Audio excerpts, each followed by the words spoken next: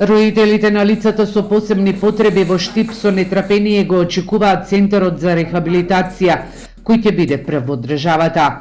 На децата и младинците преку терапевски активности ќе се овозможи да стекнат вештини за самостоен и независен живот.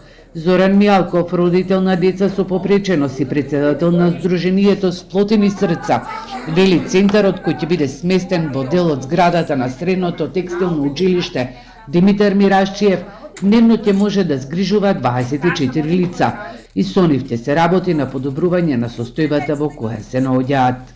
Вана рехабилитација на дечињата, значи работа логопеди, дефектолози, физиотерапевти со овие дечиња и други стручни луѓе, и многу е битно и негуватели кои што пред се човечката нишка ќе имаат спрема овие деца, значи многу битна терапија со игра и љубовта.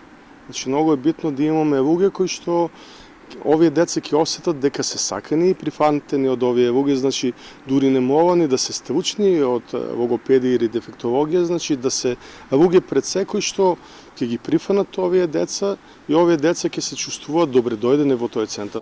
Преадаптација и опремување на центарот ќе чинат околу 11 милиони денари. 11% треба да го финансира општина Штип.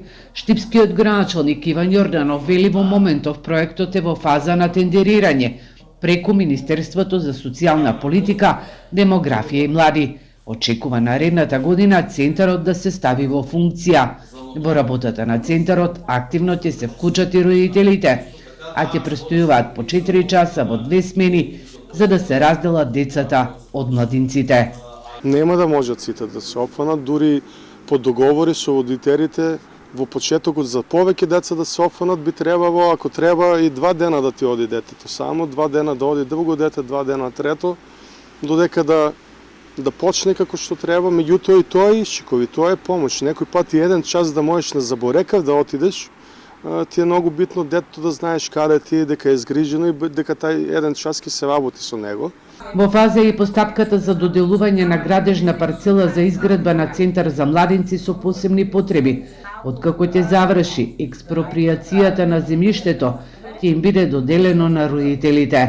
Во него ќе можат да се вклучат сите граѓани како и пензионери кои со своите вештини и искуства би можеле да го збогатат животот на децата и младинците со посебни потреби.